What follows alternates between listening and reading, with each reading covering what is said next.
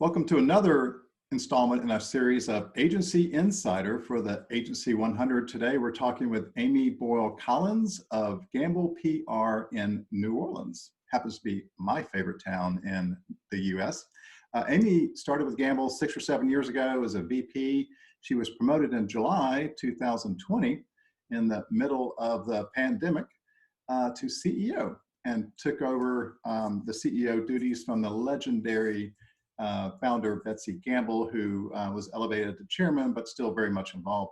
So Amy, thank you so much for joining us today. Chris, it's so good to be here. Want to ask a little bit about what it was like working there for 6 or 7 years, and then the discussion about transitioning to CEO. Was that your idea or was that Betsie's idea? Actually, Betsie approached me 6 or 7 years ago, and with this idea of wanting a number two, with succession very much in mind. She was very smart in that way to really be thinking in the long term, as she always does, both for our clients and our agency. So this was not a new concept or a surprise. We've been steadily working toward it and what it looked like for years. And it was a little bit of a surprise to have it happen in the middle of a global pandemic, of course. And it's always challenging to make that transition to go from almost a peer to being the boss, and even more challenging in the middle of a work from home pandemic. What are some of the things that you thought about you were going to have to communicate, you and Betsie, to communicate that change? And how did you do it? And what would you do differently, if anything? So the first thing was knowing that the staff had trust in me. We had worked so closely together.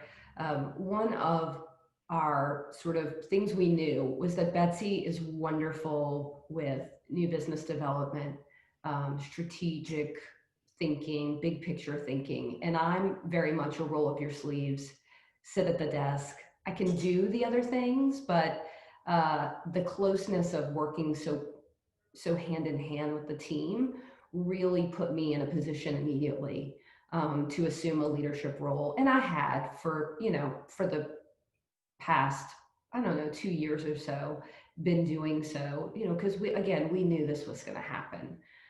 So I think the fundamental thing was that trust and camaraderie with the staff. And like you said, working from home, we needed that even more.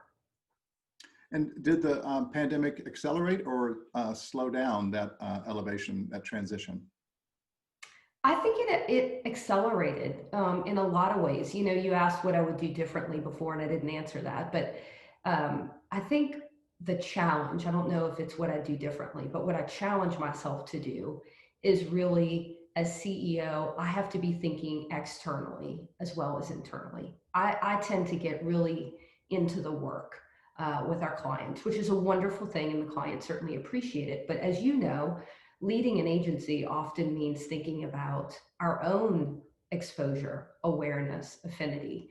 And so, as I've always done new business development, I need to think about it more. And I need to be thinking about how we're positioning ourselves in the marketplace more and spend more of my day on that versus, helping a strategist with a strategic plan or brainstorming media pitches. Those are still important things, and they're things I gravitate toward. But, working on the business instead of working in the business is probably my biggest challenge. So Amy, this year has been challenging. This past year has been challenging with 2020, and here we are moving into a new year, 2021. Yay. What are you telling your clients? And we'll go through some specific industries on a one-by-one basis, but just generally, how is it impacting how you all communicate at Gambel PR and Communications, and how is it impacting what you're telling your clients? I think 2020 was a lot about building content, protecting, your brand. There was a lot of crisis and issue management going on for us and for our clients, and we're shifting because what we're telling people is be ready. Be ready for when the vaccine starts to spread, to a general population and things start to be able to happen again. We've got to kind of get through this third wave of of the pandemic here. Our numbers are rising locally in the greater New Orleans area right now, but we foresee quickly by, end of Q1, things are going to start opening up here pretty rapidly, and we want our clients to be ready. And so that means all of the things you've been doing in terms of protecting your brand and maybe building content and leaning in to engage your stakeholders have to shift to a more proactive promotional approach, I think, to start engaging folks. We're not worried about consumer demand with our clients. That's there. We're just worried about the restrictions being lifted and being able to return our economy to the way it was before, which was very healthy here in New Orleans before the COVID pandemic hit us. So 2020 was a challenging year for some agencies in the sense that we unfortunately saw some agencies depart the scene, close their doors. We saw some agencies scramble, batten down the hatches, trim the sails, lower expenses. We saw some agencies that actually were busier than ever, and it really impacted them, and trying to hire in the middle of a pandemic was difficult. How was 2020 for Gambel PR? We did okay, thankfully. I think our services shifted. So whereas before we were doing a lot of openings, events, launches, we promoted festivals here in our city. Hospitality tourism clients were very busy. That shifted to working more closely with nonprofits who were in a donor crunch on donor communication and engagement. It shifted to crisis, as I mentioned before, working with a number of different industries, companies that needed to figure out how to communicate their COVID situation, both internally with employees and externally with customers and donors. So we've been able to maintain a level of activity. Again, we're grateful for that. It's just been different services. Now, our team, obviously, what we found was I say people found themselves during the pandemic. So we had some transition with our team. We had some folks who decided to go pursue different opportunities or just take some time away, quite frankly. And it gave us an opportunity to recruit some new talent that was out there that had lost maybe employment from another industry that wasn't doing as well. And so we have a different team as we go into 2021. And as CEO, as newly minted CEO, for me, that's something that I'm really focused on and developing. We put a lot into professional development with our team because that is ultimately what we sell. We sell access, skill, and experience of our team. And so that's been a big focus for me. And that's really where I'm going as we enter the new year. I've been interested in watching the breadth of agencies, and some are were positioned going into 2020 as very diverse and having a portfolio of clients in a number of industries. And then there were some that specialized in certain industries, and that worked well, the specialization in some areas, and actually was tragic in others. Gambel is nicely diversified, and we often think of New Orleans as a hospitality town, particularly for those who visit it. But Gambel has a nice diversified portfolio, so I thought we might just go through and get your quick takes on some of those sectors and see how they did, but also, more importantly, how it might have changed from what you asked them to communicate or suggested and advised them to communicate in 2020 versus how you suggested and advised them to communicate here in 2020 as we start this new year.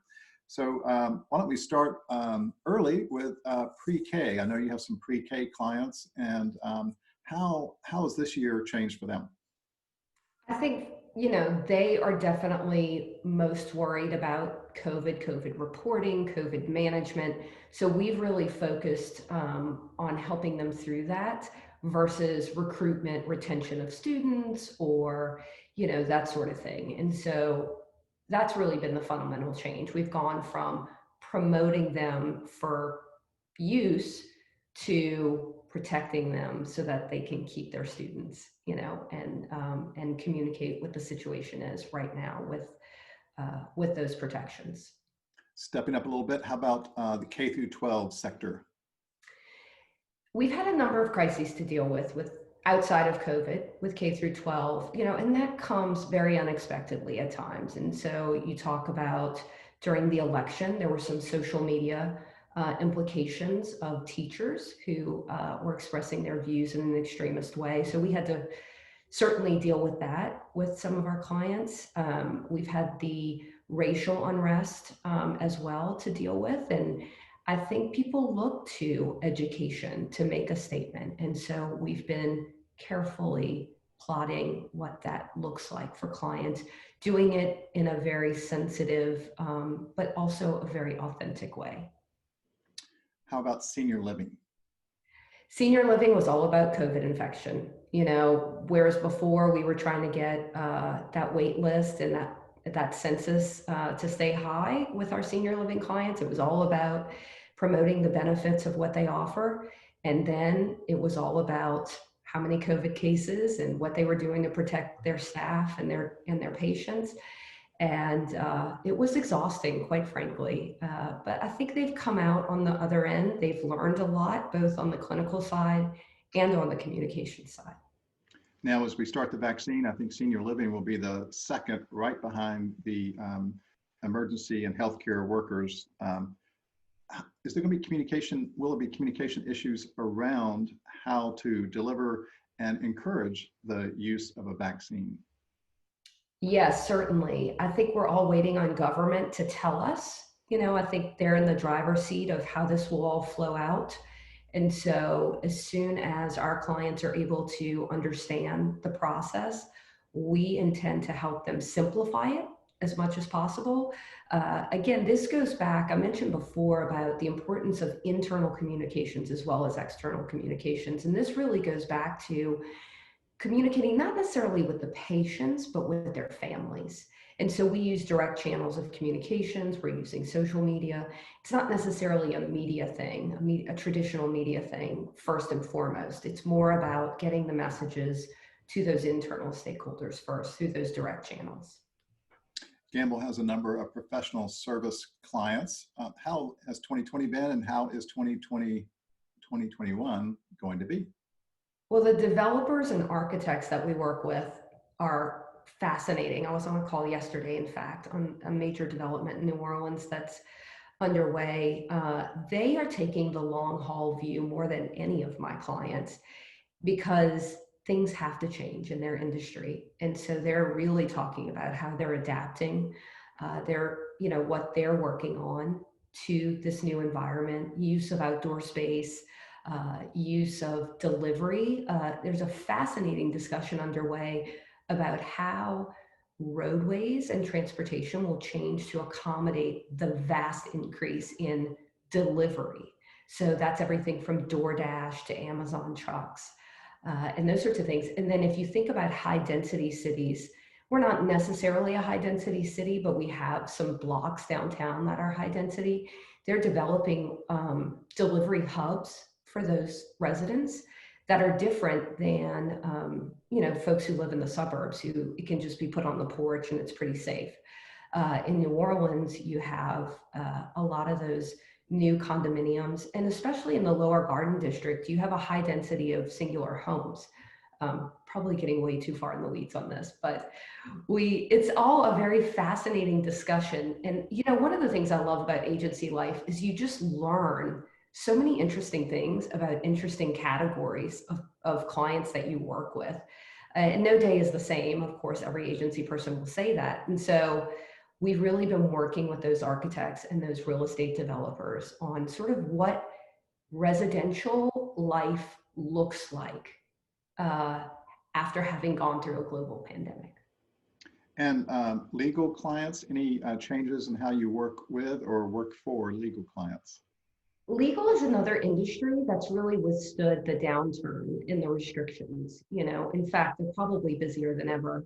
And a lot of our legal or law firm clients work with us closely on crisis communications issues. And so we're actually helping their clients in a lot of ways. And so that's been a very busy sector for us. The work has not necessarily changed in that category. I mean, I think people need legal advice and legal counsel more than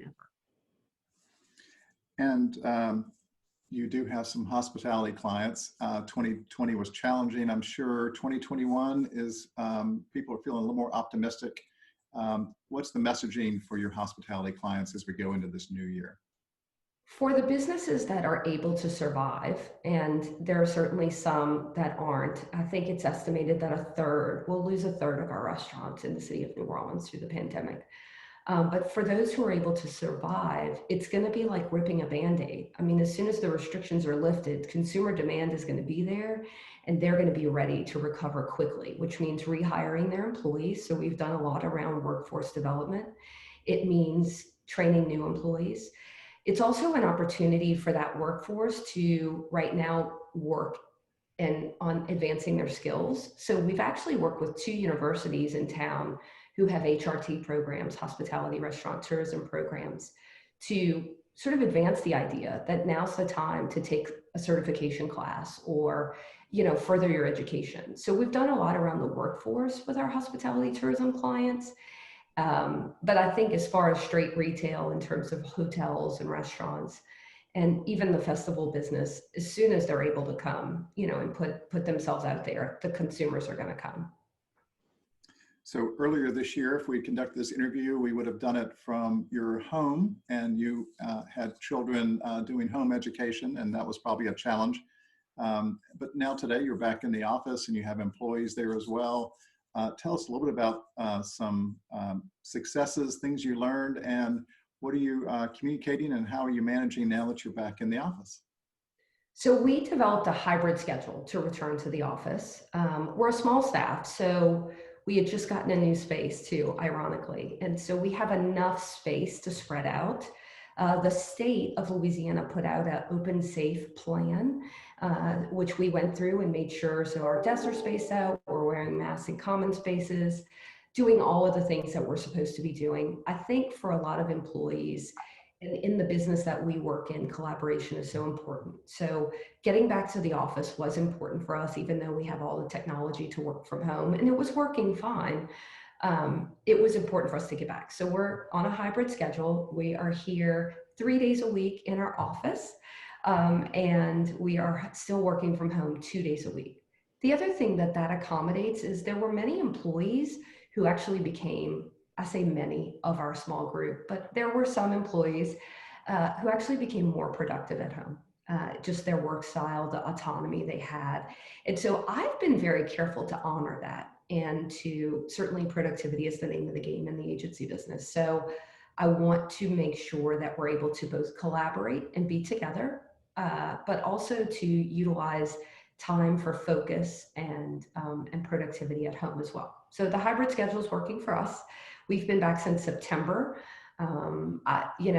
During September, we were all saying September is the new January, but now that we're on the heels of January, I think we're all ready for the real January to be in place. And we just see it as we continue to turn the corner on this thing. So agency life has been good now that we're back at the office. You mentioned my children. So I have a 9 and a 10-year-old. They were both doing 100% distance learning through most of the summer. In terms of, we did a camp online. Certainly we finished the end of last school year online. And then when we came back, I have one in 4th grade who goes every day now, and one in 5th grade who does a hybrid schedule. And so he's still home a few days a week, as am I. And so you can imagine sometimes it's a little bit of a challenge with interrupting phone calls, Zoom conferences, but there's charm in that too. I've been on some Zoom calls with other agency leaders around the country. I did a conference where we did a panel together on, a topic, and all of us women, all of us were sort of commiserating with each other, but also laughing with each other about our children Zoom bombing our calls. Was there any hesitation or anxiety among the employees of Gambel Communications in returning to the office, and how did you deal with that? Yes, there was. I think as we've seen reflected in our wider community, there are varying views on mask wearing, various views on risk taken in going about. I will say that I'm very blessed that all of our staff seemingly were invested in following the rules and staying home as much as possible. However, there were varying views on what coming back to the office would mean. And so we worked through it, and I always did what was the most comfortable for the most worried employee. That felt like the right thing to do. Even our holiday party, we usually go to a restaurant as a group and celebrate in the French Quarter. And that wasn't comfortable for some of our employees, and absolutely respected that. And so we've adjusted. Betsie, and many of your viewers do as well. So she took the opportunity to transform our conference room into this beautiful Christmas setting that we haven't seen yet, because it is on this Friday. But we're gonna, turn lemons into lemonade and have it here at the office. And that way we all enjoy it and we're all comfortable.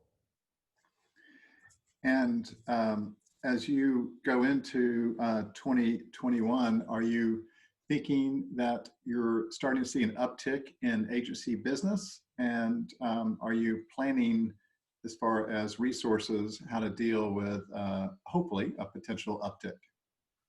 I think we will see an uptick. I don't know if it will be January 2021. I think we're probably going to see the uptick later in the first quarter or early second quarter. We are getting new clients. The pace is much slower. Our pipeline is much thinner than it had been. But as our accountant says, you have to realize we were in a boom. And we were enjoying double-digit growth year over year for the last 3 years. And so what looks maybe like normal new business activity doesn't feel very normal for Betsie and I. We're both, go-getters, and we both want to be growing aggressively. And so for us, it's been about patience, and it's been about continuing to do what we know we do best, and kind of knowing the business will come as the economy recovers. And Amy, I think you mentioned that you're on a panel with other leaders. They were, I think, also number twos, maybe in agencies. And what were some of the things you all discussed, and what were some of the lessons and things that you all suggested for agency leaders? So I served on a panel earlier in the year with 3 other number twos, and it was moderated by a CEO who was looking for a number two. So it was a great conversation. I think fundamentally what we all agreed on is when you're in a space, in a small business, in an agency setting, where you're really counting on that co-leader, co-manager, trust is fundamental. And Betsie and I have had to build that over time.